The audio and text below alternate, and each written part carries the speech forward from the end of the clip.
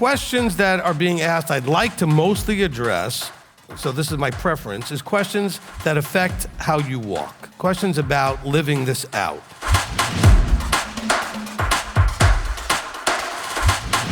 What he's always told me is, tell them that if they're doing what they're supposed to be doing, they'll be where they're supposed to be. But you need a teacher to teach you what it is you need to be doing.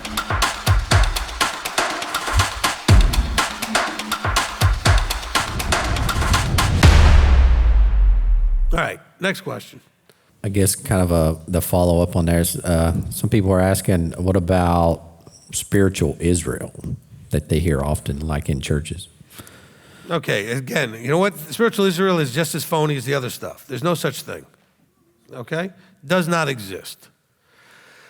Listen to the teaching I did called Discovering Your Identity, all right? In that, you'll figure out and understand that Israel is a physical body. You are physically a part of Israel. Spiritual Israel is the church's way of helping to deal with their inability to not want to replace Israel. So they have this idea that they know Scripture says it's all about Israel, and they don't want to physically do what's necessary to be Israel, so they're going to claim now that they are spiritual Israel, because they can't get around that everything, all the way through Revelation, is about Israel, okay? So they have to do a replacement theology to say that somehow they've now become, first they say that we've replaced Israel. That didn't really go well with some people. So now they said, okay, then we're just spiritual Israel. So we're still replacing them, but we're going to usurp the name a little bit. There are 12 gates into the New Jerusalem.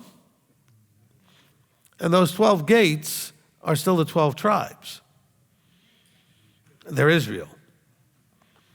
Now, Paul explains, as well as other places it's explained, that you will then become Israel based on your choices, not on your birth.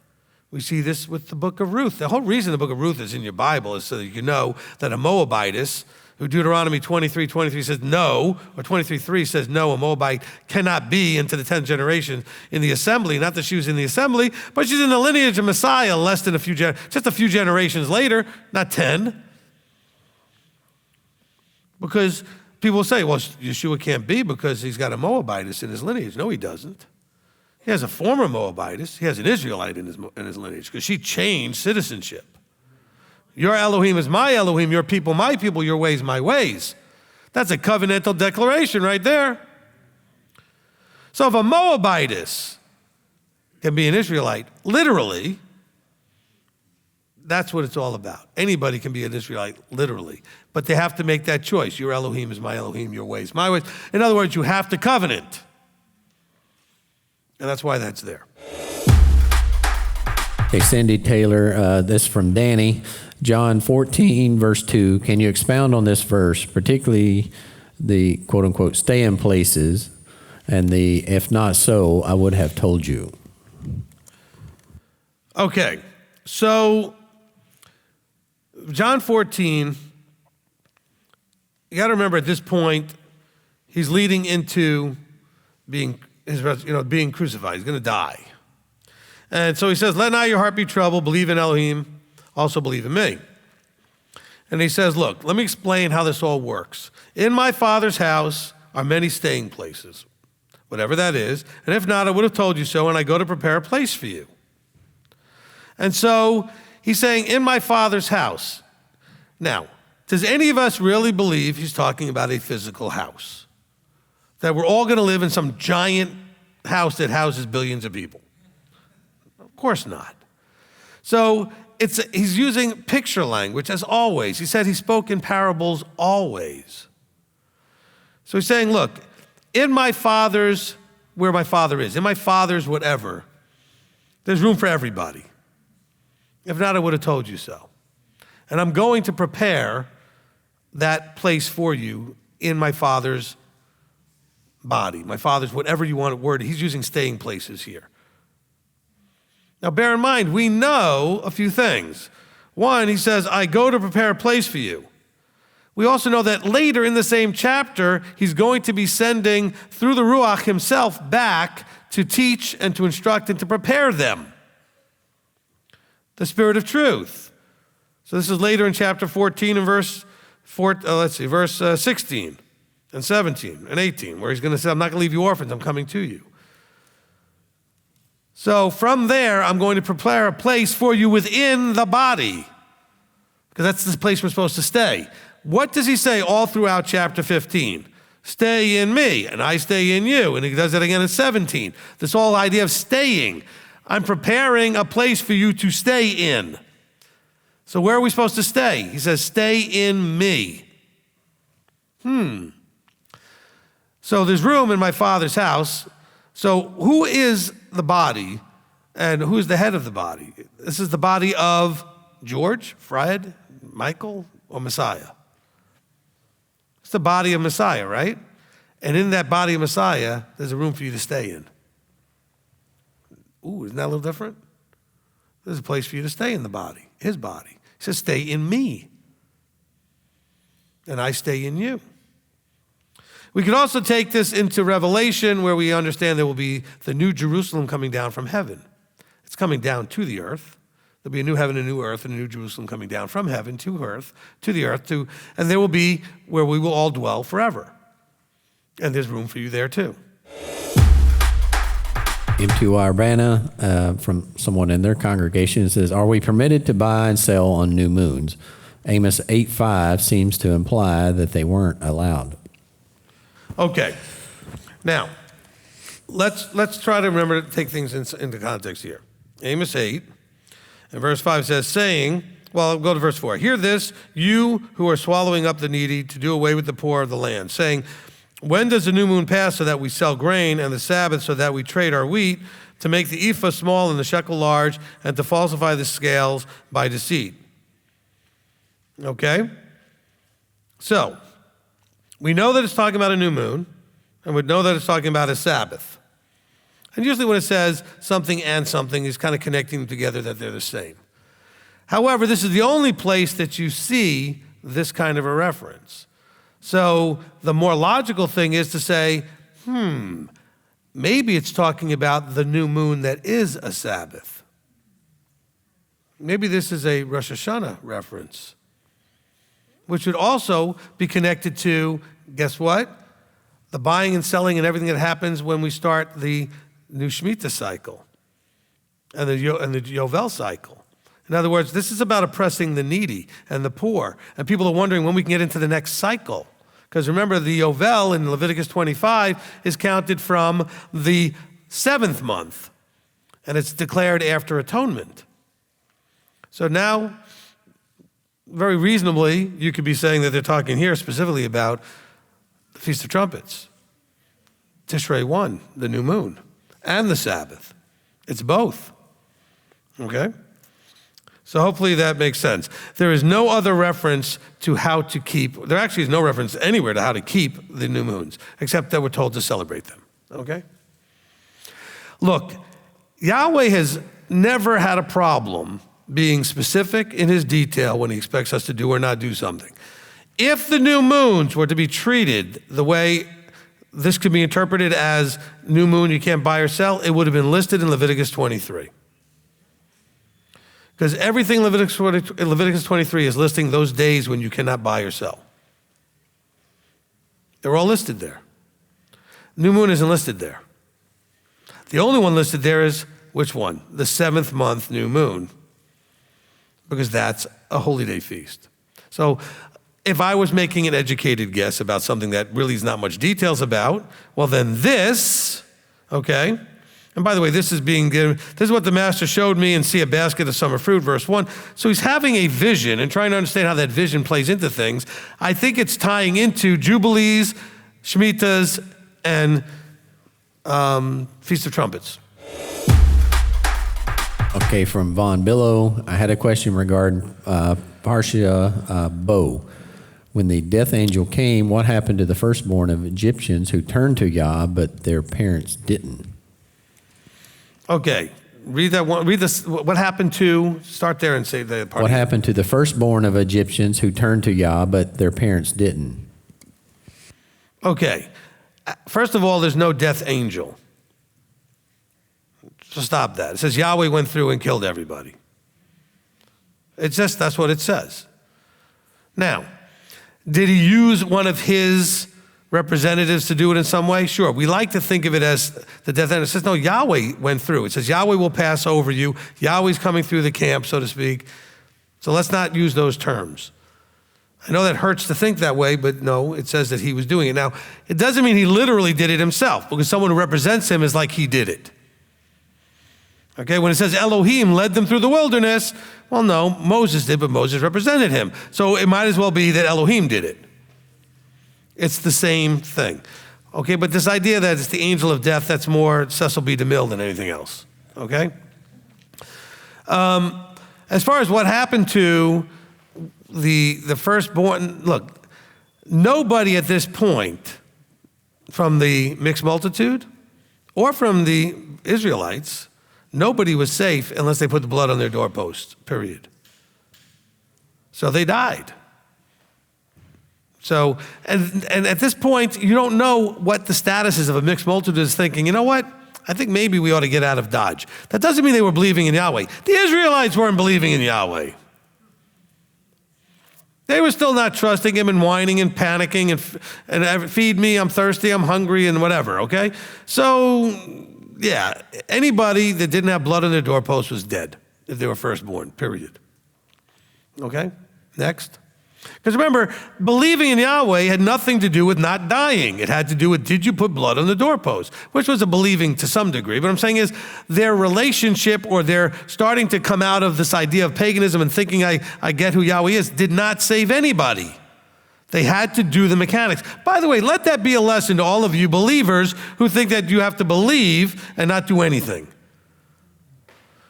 Believing as an Israelite in Egypt saved them zero if they didn't do the mechanical instruction to put blood on the doorposts. Okay? And we have no evidence of this, but I'm going to speak out of turn here a little bit. If they didn't select the lamb like they were supposed to and keep it for the days they were supposed to and then slaughter it like they were supposed to and put that blood on their doorpost, they probably weren't delivered either. If they just randomly just took some blood and put it on their doorpost. I'm just saying, it doesn't say that anywhere. It wouldn't surprise me. He told them exactly what to do, and unless they did exactly what he said, they weren't going to get what he said they would get, which was the protection. So somebody that just was stubbornly not wanting to listen, and then like the last minute just went quickly, killed something, took blood and put it on his door, they were probably not safe. He expects us to understand that details matter, and if he tells you to do something, he wants it done exactly the way he says. When he gives the recipes for the offerings, they're very detailed. A half a hin of this, a half an ephah of that, and this one of this. It's very specific. And he doesn't expect you to put more or less. He wants you to do it exactly like he says. Listen to the teaching, follow the pattern exactly. All right, it's Exodus 25:9. He says, and they gave them the pattern was shown on the mountain, and they had to follow that pattern exactly. Okay, Anna Kaufman says, how do you determine when we are to wait for Yah versus if Yah is waiting for us for certain things in our life? Counsel. I don't know what else to say. Counsel. It really depends on what the thing is. So seek counsel. Look, if we're going to believe, okay, this is an if, okay? Remember, there's an if in the front of this. If you're going to believe what Yahweh says and how he does things, everything else, then you also must believe that there are Ephesians 4 people out there that are anointed and appointed, that he will inspire with the right understandings and counsel when you need it.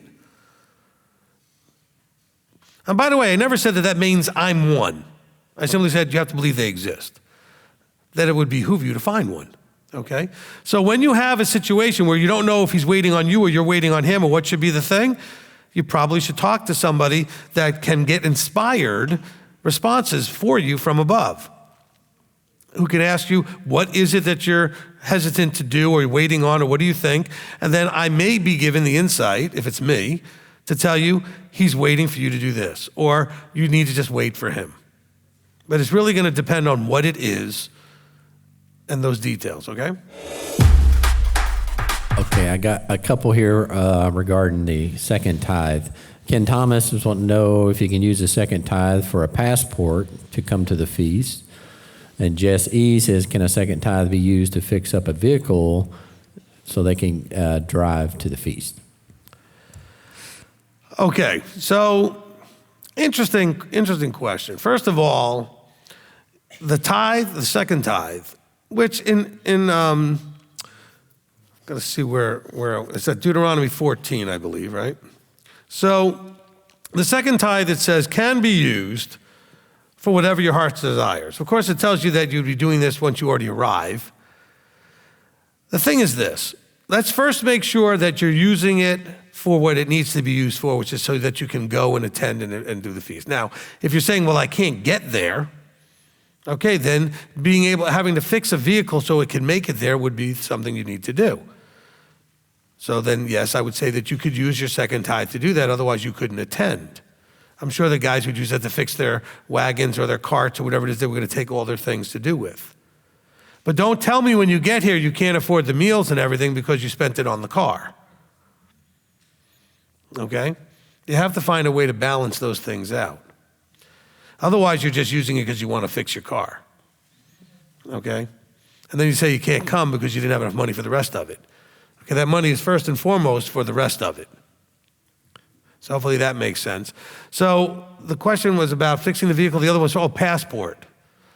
I don't know how to and this is not just the person who's asking the question, it's all of you. When are you going to stop the baby, petty, ridiculous things? How much is a passport anyway? It's like people telling me they can't afford nicer clothes. Really? You can't save up and buy a nicer pair of clothes, a set of clothing every now and then. What are you doing with your money? Because you're going to tell me you can't afford to buy a passport out of your own money? Then don't tell me you have a cell phone and cable TV and you go to Starbucks 3 times a week and everything else. That's ridiculous. That money, it's not like, okay, so the car, maybe it needs $1,000 worth of repairs. That's different. Maybe you don't have that in your budget. So then you fix the car because you have tithe money for that. But we're going to start getting really to pay for the passport. I think it's a legitimate thing, I guess, if you're using it for the feast, if that's the main reason you're getting it. But I'm trying to just get the point across of, really, you need tithe money to pay for a less than $100 thing or whatever it is? We've got some financial issues that really need to be addressed, okay? He wants you to enjoy it. So if you need a passport, yes, the answer is yes, you could use that. I'm just trying to make a point that's sideways from that. You're supposed to be coming with the second tithe to live in an abundant way and enjoy and celebrate the feast in an abundant way. That's why you're putting this tithe money aside. Of course, you're not going to have enough tithe to have an abundant way if you haven't done enough work to have the tithe in the first place. And I'm telling you, you guys don't aim high enough. And right now, you're crazy if you're not making the effort, because there's unbelievable opportunity to go into any position on any level right now, because nobody wants to work. You could start anywhere and move up quickly in almost anything if you want to and put in the effort, because the openings are everywhere. Everywhere. I don't care what profession you think it is. And so you need to aim higher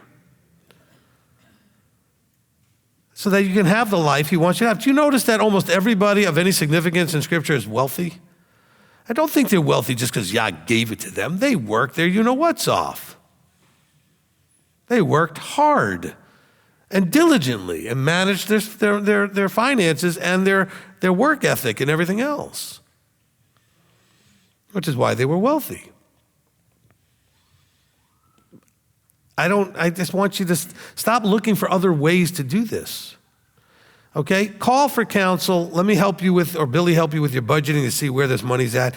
I can't argue the idea that second tithe for a passport to fly here is not appropriate. That's fine. I'm just wondering why you would need your second tithe to do something like that. The only reason I can think of is either A, you don't have the rest of the money anywhere else to do it, or B, you don't want to spend your own money to do it.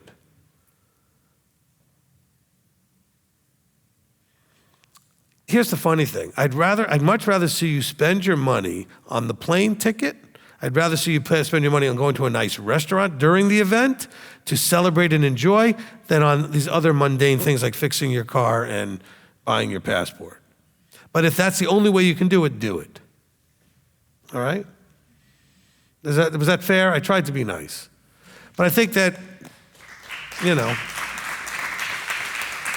and Billy isn't any more gentle, trust me, when it comes to trying to inspire people to aim higher. I'm going to say this again, but I'm going to clarify it a little better this time, because you guys hear, but you don't hear, or you don't listen. You hear it, but you don't listen. I think it's appropriate to have a target goal of you doing what's necessary to have a value per hour of your age. I didn't say that your employer should pay you your hourly wage based on your age. I said you should be able to create enough value to be able to earn per hour your age. Then you would have an appropriate income for your age. A 25-year-old getting married, wanting to start a family, making $50,000 a year, perfectly fine. A 40-year-old making $80,000, perfectly fine. You understand what I'm saying? Because whatever per hour is, you double it, that's your annual. Okay? Give or take a few thousand, a few $100, whatever. Okay? Aim for how do you get there. If you know someday you're 25 and someday you're going to be 40 and now you're making, say, $20 an hour, close, $25, whatever it is you're making, you may never get higher than that if you don't aim and figure out how to get to something that pays 40. Then you get to be 40 years old and you're wondering why you're still making $20 an hour. And now you got 3 kids, a wife, and everything else, and you can't make it work. And you're still living in an apartment, you can't buy a house, you haven't bought a new car ever. You can just keep fixing the beat up one. I don't mean, when I say new, I don't mean necessarily brand new, like a newer, car that doesn't need all the help. You keep buying beat up fixer-uppers. Figure out how to get, if you set a goal, I want to make this, then you have to figure out a path from where you are to there. We can help, Billy can help, we do these things. But your financial struggles is because you have not, I don't want to call you lazy, but you're lazy. I don't mean lazy like you don't work hard. Some of you work very hard at things that don't pay very well. But you're too lazy to make the effort to do the thing that's difficult, which is change your path to something that actually pays better. Because you're comfortable doing the thing you work very hard at that you don't get paid very much for. So you whine and complain about your pay, but that's not the owner's fault. Job pays what it pays. If I've got a position in my company that pays $20 an hour, I don't care if you've been with me for 20 years, I'm not paying you $40 an hour ever for that job. If you don't like it, I'll get someone else to get $20 an hour and do that job. I'm speaking as a corporate owner, not necessarily from the ministry. I'm saying if I'm a business owner, because the job pays $20 an hour, and I can get people every day who will take that. You need to get a job that pays $40 an hour, if that's what you need, because that's what it pays. Don't think someday they're going to pay you $40 to do the 20 job. Not going to happen. And don't tell me you can't figure out something in life that pays better. You can. You're too lazy to believe that you can do better. That's a lazy thinking. Most of the laziness is in your head. You don't want to think and then commit and make the effort. Same reason why people don't go to the gym and work out, or they don't do certain things, because it's effort we don't want to make. That's the laziness. And all of us that are lazy in certain areas are very, very hard workers in other areas. So I'm not saying that we do not work hard. The people out there that are killing it at $15 an hour at minimum wage, they're working really hard. They are working really hard. It's not a great place to stay, though. Those jobs are for entry level and people that just want a little part-time income as part of their retirement or something. It's not for productive age people. I walk into a McDonald's or something, well, I don't, but if I did, I walked into a fast food place, I'm always sad to see the 35 to 45-year-old working there. Why are you there? Unless you're owning the place or running it and getting paid the manager, why are you behind the counter saying, do you want fries with that? Making 15 an hour or whatever, 12 an hour. Why are you doing that? Why are you not aiming any higher? You can't be making enough for anything at that point. A single teenager who's now 18, 19, 20 years old can maybe with a roommate get an apartment and work a minimum wage or a McDonald's type job. But then they have to also then pay for a car payment and insurance and everything. I don't know how any of that's done. So I applaud your creativity for those of you that are doing it and making it work. But you have to aim higher. And some of you think, why are you talking about it on the Sabbath? Because it's hurting every part of your walk, the distraction of your life in your financial area. Okay? It is killing every bit of your other stuff because your attitude is going to be bad, your emotions are going to be shot, you're going to be drained and frustrated and depressed because of your finances, more than anything else.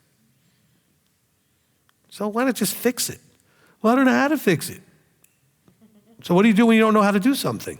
You find someone who does it, ask them how to do it. Isn't that how you do anything? You know, the first time I ever changed my own oil, I didn't know how to do it. I asked someone to show me how to do it. I mean, I didn't know. I mean, I could figure out how to get under and figure out where the oil pan was, I guess, and open it up and drain that. I had no idea where this thing was way up in, where the filter was, or that I needed a special tool to get in there and pull that out, to get around it.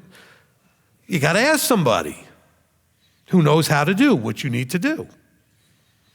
And there's not a lack of people out there with books, videos, and courses and everything else to teach you how to do better.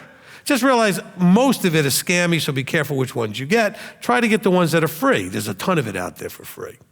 You don't need to spend a bunch of money to do all this stuff. But you should know the path you're on, where it's going, whether it's spiritually, physically, financially, whatever. You should know where it's going. You should not be surprised when you get into some negative, horrible health condition because you've been eating foolishly your whole life, or smoking your whole life, or doing drugs your whole life, or drinking yourself and ruining your liver. Whatever you're doing should never surprise you because what you're doing leads somewhere. Same thing with your Torah walk. If you're doing it, you should know where it leads. If you're not doing it, you should know where that leads. Then you're going to sit there and act like, Lord, Lord, we did all the stuff in your name. We had no idea. Nonsense. Okay? You did it your way instead of his, and that's why it didn't work. Okay? All right. I just want to encourage you. You can do this. You just got to find the desire, the will, the strength to do it. You know, the people that have so much, if you listen to them, they're all over every social media where they're doing these motivational things. They are, in a right way, obsessed with where they're trying to go. You're not going to get in the kingdom unless you're obsessed with it. It takes an obsession to focus on every aspect of your life, trying to line it up with him. You have to have that kind of focus. Every aspect of your life, anybody out there that you see that went from nothing to all this wealth and all this success, and I don't care if it's in athletics, in music, in business, whatever, they were absolutely obsessed. They didn't sit around watching TV. They didn't sit around doing video games. They spent their whole focus on getting from where they were to where they wanted to be. And what do? We work hard, we come home tired, we eat some food, and we sit in front of the TV or YouTube or social media or something. You know, these guys,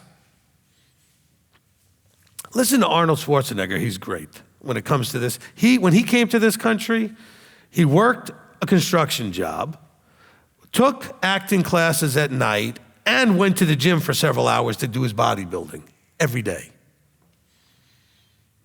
He knew what he wanted. He wanted to be the best bodybuilder in the world, and he was. He wanted to be an acting star, and he was. And he wanted to pay his bills in the meantime, so he did. You know, he says, as a joke, he says, look, there's 24 hours in a day. He says, so you sleep for 6 hours, it leaves you 18. He says, some of you think that you need 8 hours. He says, so sleep faster. But what are you doing with the 16 hours, assuming you sleep 8?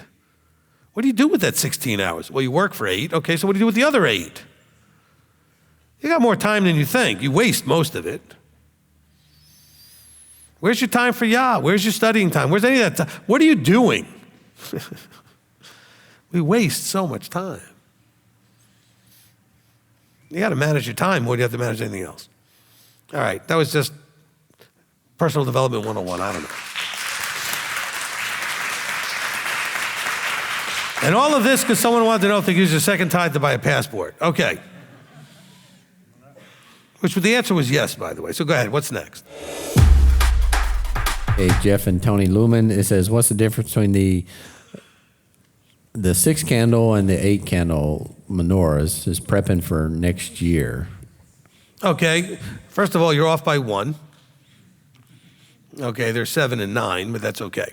All right. So the menorah, which is what you find in the temple, had 7 branches. Okay. The Hanukkah, okay, has 9. And there's the difference. Okay, the Hanukkah is for celebrating the Hanukkah, commemorating the Hanukkah event. And so you have 8 days of Hanukkah with the Shamash candle or the serving candle being the 9th one. The 7 branch is the symbol that you see in Scripture for Israel. The 7 branch is what they had in the temple. And so that's the difference, okay? So one is a menorah as you would understand it from the temple. The other is a Hanukkah. Okay, it's what you use for Hanukkah. Okay, from Jose Willier, they're from Canada, says, if we are not to work on Shabbat, are we allowed to work until the setting of the sun on Friday and continue working on the setting of the sun on Shabbat evening in our time zone? All right, so I know it gets tougher too. The further you go extremely south or north and the sundowns get to be really sort of very long or very short as far as the dark time and the light time. But look, you can work until sundown. And then you get in your car and drive home, and that's fine. I would leave it a little bit more cushion than that. I wouldn't want to take it right to the edge because you need some time to detox your head to get yourself ready for Shabbat too. So I'd want to leave that a little bit more cushion than that. But my policy has always been, when I say policy, I mean for myself. I don't impose any of that on you guys, that I like to start Shabbat a little early and end Shabbat a little late so that I have that protected with a little bit of a cushion. Okay? So when my phone tells me sundown is 6 o'clock, I'll look outside and the sun has probably gone below the horizon, but it's still light outside. That's not the sundown they're talking about biblically yet. It actually gets dark for sundown.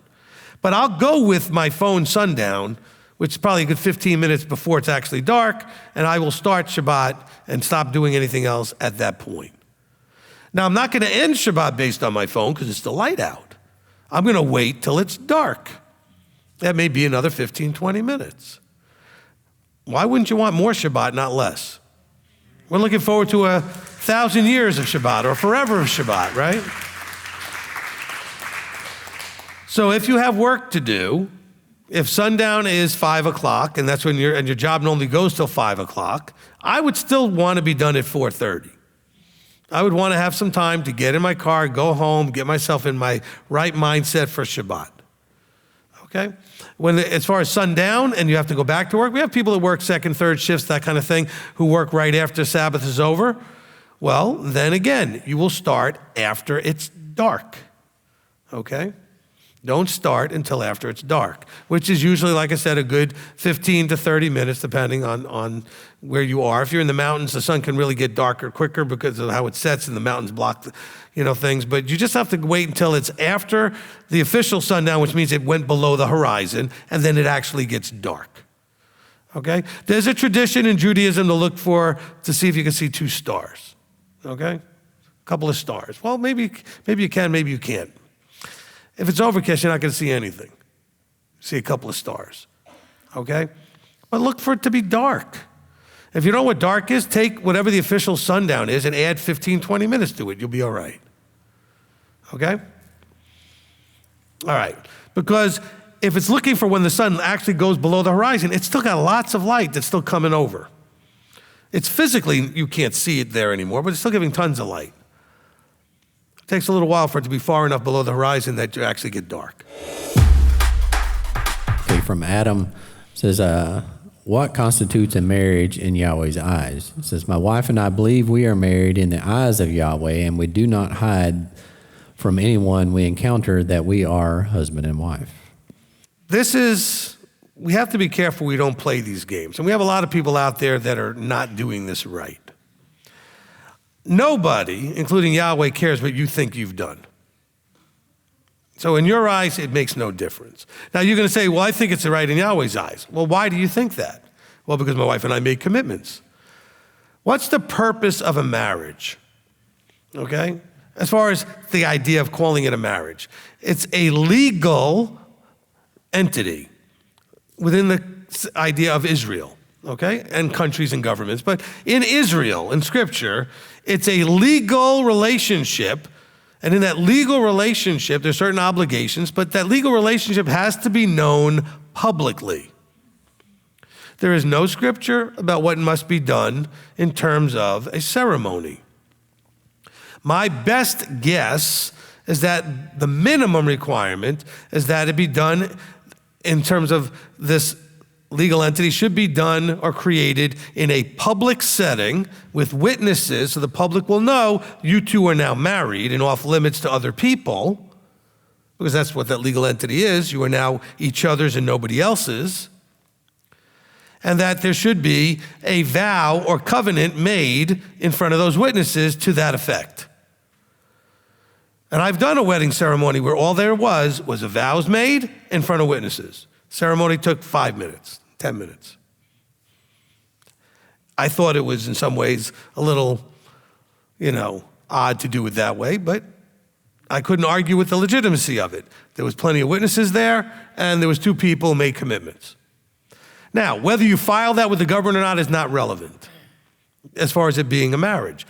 But you needed to have done it in a community setting in front of witnesses. It doesn't have to be everybody in the community, but in some sort of community where the witnesses can tell that community that you indeed are married.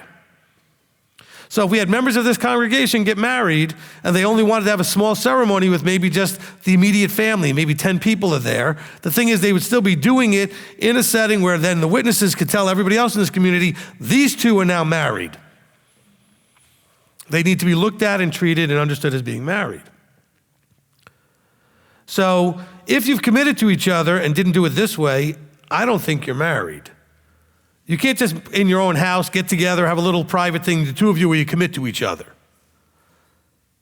Because marriage is a community understood status that puts you in a place where if you do something with somebody not your spouse, you are committing adultery.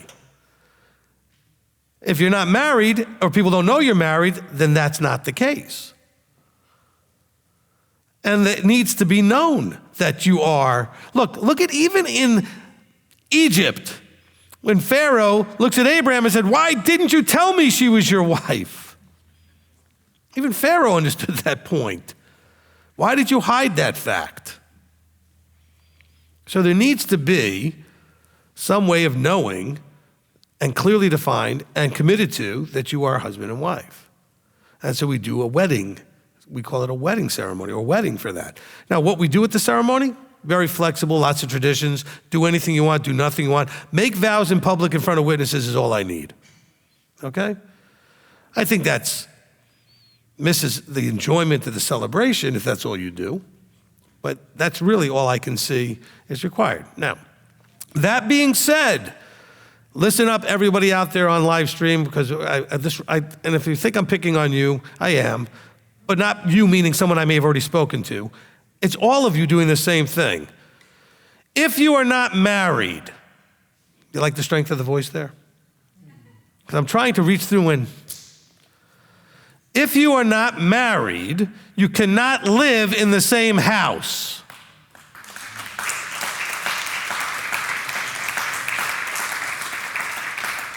Oh, but we live in separate rooms. I don't care. Oh, one lives upstairs, no. You cannot live in the same apartment, in the same house, no. That does not look like 2 people that are not married. Oh, but we're not doing anything. Nobody believes you. It may be true, but nobody believes you. And in case you think they do, they don't. Nobody believes you. Okay? Because they all know that if they lived in the same house with their potential spouse and they weren't married, they wouldn't behave either. They would up to a point probably and try to make a good show of it, but it's not going to happen. For most people, okay? Maybe you're the exception and you guys can behave. You need to fix that. You're in Torah now? Find separate apartments until you're married. You don't want to do that for very long? Then get married.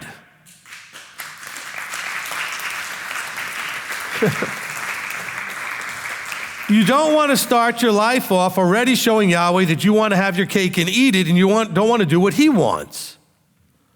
You are not to come together and cohabitate and everything without being married.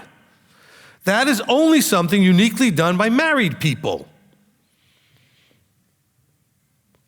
Period. I've had to tell some people who come into this that were already sort of living with their girlfriends or their boyfriends, whoever it was, I said, you need to fix that. Now, some of them couldn't figure out how to fix it that quick, so we just went ahead and got them married. I mean, if you're going to get married, then get married. We're not going to do friends with benefits. Okay? We have to also know that scripturally there's a problem with the appearance of evil. Okay? Doing something that you should not do. And so, you cannot be living in the same house and have people believe you're not doing anything. Okay. If, as a married man, okay, let's say my wife's in Florida and a single woman comes into town, I've got an extra bedroom in the house, I'll just let her stay in that bedroom. Would that work? Would that work? Would anybody believe nothing's happening? But nothing's happening. Because it's the appearance. The only time we don't think any of those thoughts is when the two people are married. Then we think they're not doing anything because they're married. No. Did I say that out loud? I'm sorry. I didn't. Then we know nothing's going on. So,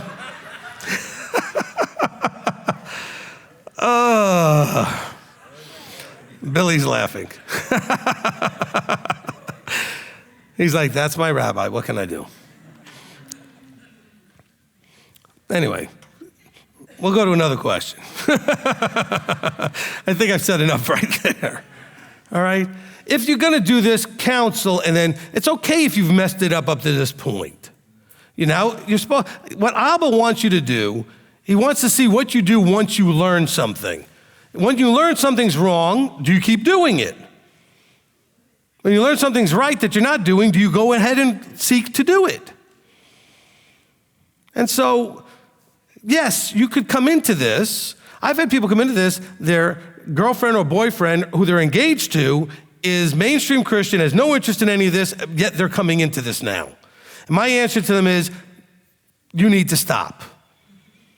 And they look at me like, oh, but I love him or I love her. And you're going to have a nightmare in your marriage. I counsel mixed marriages all the time. By mixed, I don't mean race. I mean belief systems, unequally yoked. It's hard, sometimes brutally hard. You do not want to do that. Are you making us break up? I'm not making you do anything. I'm just telling you this is a bad idea and will very likely not go well. How likely? 99%. Okay? It's a bad idea. Well, but it's not his fault or her fault that I came into that. No, it's not. But would you rather have it happen once you're married? As much be happy it happened now. If it happens later, you know, bad news. I knew one young lady, and I praise Yah for the way this worked out. She was with a guy. He wasn't into it. She got into the Torah and everything else. She ended it like you know, right then and there. And then, you know what? Within a year or two, Abba provided her with a new man. In the body. Okay? I'm not trying to break up couples. You made your choices for reasons that are not the reasons you have now. Your criteria is different now. Better to figure that out before you get in the covenanted thing called marriage, and now you have to get out of it. Let me tell you something. Here's a sad testimony. You might laugh, you might agree, I don't know what you're going to say. I think, sadly, a very large percentage of people are married for one reason. They're married. Think about that. See, breaking up with a girlfriend or boyfriend's not as tough. You're married, now you got to go through a divorce and all this other stuff. And everything. I think a lot of people are married because they're married. They don't want to be, but they feel stuck because after all, they're married. And to end a marriage is different than just breaking up with somebody. And that's sad, because you should be married because you want to be married. Because marriage doesn't really work unless you really want to be. You got to want to be married. Okay? If you're not married, I'd like to ask the question, if you're living with your significant other or whatever, why aren't you married? What are you waiting for? Well, we're living together. Well, you could do that married. What can't you do married that you're already doing and not do more legitimately and easier? Plus with all the other benefits. Oh, I already told you that ends at that point anyway, so. I'm kidding. All right? See, I don't understand what you're doing. Get married. Look, some people may think it was way too quick. My wife and I got married 3 days short of 4 months from when I met her. We met April 30th, we got married September 27th, I mean. Okay? Didn't take us long to figure out we want each other, didn't want each other. And we spent a lot of time getting to know each other. We didn't live together. We didn't do any of that other stuff. As a matter of fact, we did most of our dating with other people around, mostly people under the age of 12. She had a lot of nieces and nephews. And so we just took them everywhere and had a great time with the kids, but she got to see me with the kids and everything else. But we didn't take forever to figure that out. And once we figured it out, we got married. Anyway, I don't know what's going to happen. We got a lot of teenagers within the body that are all wanting to get connected to somebody at age 15, 16, and think they're going to be able to behave all the way to 18, 19 and get married. That's going to be tough. But it's happening all over the place. I got a lot of people contacting me from every country with kids, and there's 15, 16, so even 17, but even especially at 15, 16, they think somehow they're going to be able to behave until 18 and even be ready to get married at that point. I hope you're listening, teenagers. That's a long time to behave. And let me tell you something. You don't want to screw this up. It will hurt your marriage. If you mess up before you get there, it will hurt your marriage. Because you'll always know that you messed up. It will always taint the relationship. Don't mess this up. If you're a teenager, if you're adults, I don't care. You should be counseling with me to let me help you have the guidelines not to mess this up. Okay? Because I just want you to have that great marriage where you didn't mess it up beforehand and you get there like you're supposed to. We've got a couple of people are asking about on the Shabbat. Karen McCarthy, what are your thoughts on nurses and doctors working on Shabbat? And Sandra L. has the same thing. Are those jobs like doctors, nurse, firefighters, cops allowed to work on Sabbath? Okay, good question. Actually, let me first, I have one last thought for the marriage people. This came up in one of the, I think it was earlier in the zone meeting, comes up a lot in the zone meetings. To all you married couples, it's not only allowable, it's, I think, a mitzvah, so to speak, for you to have relations with your spouse on Shabbat, okay? Because people always ask that question. Usually they don't want to ask me necessarily, but the spouses are debating it. One wants it, the other one doesn't, but it's Shabbat. If the ultimate thing is us loving him and loving each other and this idea of being one, in the love making, you are one. I didn't say have sex. I said make love. That intimacy of being love, a husband and wife coming together as one. On Shabbat, beautiful thing. All the Jews think of this as, they almost think of it almost like a mandate. That's what they think. It's a blessing. It's a mitzvah to do these things, okay? And so I want to encourage you. Now, keep the trampolines and the trapeze out of it, okay? I want you to make love. I don't want you doing crazy things, all right? You can save that for when sundown comes. All right? You know, the whips, the leather, whatever. I don't care. Just none of that stuff is for Shabbat.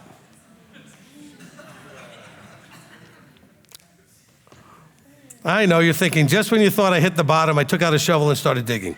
All right. Couldn't go any lower. No, but just for the married couples, I want to encourage you. It's not like you have to do it, but I think it's a great thing, if you feel comfortable to do that, to come together and be in love and show love and express love to each other on Shabbat. Okay? All right, now the question about the jobs, the careers. I actually remembered what the question was this time. This is why we really need this sort of Messianic, halachic Talmud, if you want to call it that. I know people hate that word, but just some sort of a book of rulings about things that are today that we really don't see in Scripture specifically. Like, you know, they had watchers on the wall, but you don't see anything about what the police, so to speak, did, those who were military keeping peace. You don't see what anybody medically was doing. They don't describe any of that in the book. So what do you do with those things? So our best understanding as a leadership body when we come together and talk about these things was to define something as what we would call emergency or necessary services. Now, bear in mind, necessary services is not an arbitrary thing that you could decide you think what you do is necessary. It has to do with life and death only. Well, you know, if I don't work at the gas station and then the ambulance can't come to the gas station, no, I'm not talking about that, okay? If you are an EMT, I have had both my children when they were very young end up in a hospital on a Sabbath. Stepped on a wrong toy, hit their head onto something, and, you know, I was glad that there was somebody to come, and I was glad when they didn't come that I was able to bring them to a hospital and do it myself, whatever it was, that there were people working, all right? So medical, protective services like the police, yes, you can work on Shabbat. Now, here's the way I generally encourage handling it. Number one, you should not, this is again, I'm only sharing my opinion, this is not scripture. I don't think you should take those jobs unless you're doing it because it's where your heart's at. Because if it's where your heart's at, you're not doing it for the money, you're doing it because you want to protect people and keep them safe and take care of them. Okay? If that's the case, there's a reason I said that first. If that's the case, then you should not be having a problem not getting compensated for working on Shabbat. Because if that's only the one of your days and you work 1 or 2 shifts a month, whatever it is, then you should be willing to say, I'm doing this because I'm doing it not for work and lucrative gain, but I'm doing it to be a protector, a watchman on the wall. And then I've had people who did that in the past, and what they would do is simply take that day's pay and they would put that in the box. Okay? That way they're not benefiting from working on Shabbat, but their people are benefiting from them working on Shabbat. Does that make sense? Does that work? I'm not mandating that. That's not a rule. It's an idea to think about. Okay? Because I personally would feel somewhat, and I know the people who contact me have had a real quandary making money working on Shabbat, even though they're doing necessary services. And they all felt, that counsel me anyway, felt so much better not putting that money in their pocket. Okay? I know that could really wreck your budget in some ways. That's your choice how you do that. I'm just giving you a solution potentially, okay? Because some of you may really have a hard time feeling like, but I'm getting paid to work on Shabbat. You can't tell your employer not to pay you. They can't do that legally. So all you can do is not put that money in your pocket by putting it in the box. Then you're making an offering with it, and you are not benefiting from it. All right? Just a thought. Keep that in mind. Because there are necessary services. Some of you do home care. If you're not there, that person could die. All right? So we're talking about any service that if you're not there, potentially somebody could be seriously injured or die, then that's a necessary service. Those things tend to be medical and protective, like police, all right? EMTs, doctors. Look, if you're a paper pusher in a hospital, that's not the same thing. They can always find someone else to paper push. We're talking about the people that actually deal with the patients. You should be able to find a way around paper pushing on the Sabbath. Those people are necessary to run hospitals, the administrative stuff. I'm not talking about you, Just because you work in a hospital doesn't make your job necessary. If the papers don't get pushed, people still get treated. Money doesn't flow into the hospital maybe the way they want it to, but people get treated. But if you are a primary care, in other words, you're on the floor caring for patients, you interact with people, and if you're not there, somebody could really be in trouble, that's a necessary service, especially if you work the ER. This one, was quite a few people asking about, talking about fellowship with family and friends, and so would be playing games with our children or family be taboos on Shabbat or on Friday night? Somebody is, how do we observe Shabbat on Friday night with playing games with your kids? Is there anything that's appropriate or not appropriate on Erev Shabbat? All right. This is going to be a little easier if you have more than one child, all right? Children, and I'm going to say that makes them, I don't know. I would even say up to 20, but especially the little ones, okay? Little ones, which I would, in our classes here, would be the Katan age children. They're under 12, all right? Or up to 12, from 5 to 12 or younger than that even. Children, you let them enjoy themselves, okay? That's fine. They don't understand Shabbat. They don't understand Yahweh. They're not studying the Torah. But find them things that you think are appropriate where they can play, like Bible games can be worked, especially when they're old enough to understand some of the simple Bible games. But give them something that they do only on Shabbat, so they look forward to Shabbat to do that thing. Because you want them to enjoy Shabbat and look forward to Shabbat. As they get older, incorporate things like the Parsha Pearls program. Lots of wonderful activities for them. They can have a great time. Give them the coloring pages, the mazes, the crossword puzzles, whatever they're old enough to be able to do. The word searches, okay? And the lessons, etc. Now, as far as you, okay, don't you then spend your time playing with them if you can avoid that. Give them things they can do themselves while you maintain your focus vertically Friday night or Saturday, depending on how much time you have on Saturday when you're not. The reason we do this for so long is because it covers most of your day. So you don't have to worry about what to do on Saturday. You're doing this for 4 or 5 hours. But, the kids need to be able to do stuff. I don't have a problem with the kids having something that keeps them quiet and busy, whatever you think is appropriate for them, that's not going to interfere with you. It's when they get older that they will choose to understand how to keep Shabbat. They need to understand, give them some way to understand that the day is different. That's why you have certain things they only do on Shabbat. My children understood, because we have lots of Bible movies in my house, and of course Bible movies are very interesting because there are always lots of things wrong with them. But my children knew that when the sun went down, they turned off certain things, and there were other things that they could do. And they knew. They saw it was sundown, or if all I had to do was yell up, hey, it's sundown, they would just switch what they were doing if they wanted to do something and do something else. All right? And so they understand that. Now my children, when they're older, I've got one that's got a bubble pop, the other one doesn't. And my daughter, my daughter will watch some of my sermons sometimes Friday night. She likes the teaching. She'll sit with me and actually we'll do our own little teaching study together. She's now at that age, at 16, now turning 17 this week. But she wasn't doing necessarily those things when she was, 5 or 6 years old, or 8 or 9 years old. So the children can play. Okay, you get to control how they play, but let them play. They're not expected to, keep all of these things from that perspective. And all they're going to do is you're going to make them miserable and they're going to hate Shabbat. Just the truth, right? So, we happen to own like 400 Bible movies, so the kids pick. It's funny, they only watch the same 3 or 4 anyway. I think we've seen Fiddler on the Roof like 10,000 times. But, and certain Esther movies and certain other ones that we've seen over and over. But they like to, at least my daughter likes to watch those things. I mean, my son at this point is just doing whatever he's doing. He's 18 now. He's got to wait for his own bubble to be popped. And as a parent, that's not easy, but you just got to be patient. When he comes here, he's respectful and behaves appropriately. And when he's at home, he doesn't do anything on Friday nights to disturb anybody. He just goes in his room like any good 18-year-old teenager, and we never hear from him. I think he still lives in my house. It kind of pops his head out every now and then. All right?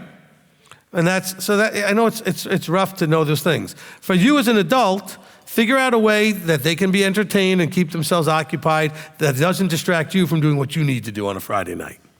All right? Anyway, that's the last question then, Rob? Yes, sir, that is. A lot of people said that, there's no better way to spend Shabbat than have 2 Q&As with you. There you go. Well, maybe one of these days we'll do the little 24-hour marathon or something. We'll just do nothing but Q&As. All right? We'll see how many of you can hang the whole time. I can. I don't know about you guys, but, we'll see. We'll see. It's like the people that came up to me one feast and they're like, well, we know it's like 11:30, but do you think you have time to talk to us? We know it's late. I said, I'm fine. I said, are you going to be okay? Oh, no, we'll put you under. And I said, okay, whatever. By about 1:30, eyes are glazed over, and I'm like, okay, we're done. They're like, done? I said, you're like glass-eyed and everything. You're done. So they finally went to bed, and I worked for another hour because I was fine. I mean, I go to bed that time every day, so you got to understand that those kind of things are different. So I can do the marathon. Look, I got only 3-4 hours sleep last night because my daughter woke up not doing well, and I had to take care of her, and so I didn't get a whole lot of sleep, So, but you can see that doesn't seem to have affected me a whole lot. Anyway, all right, do we have the children down?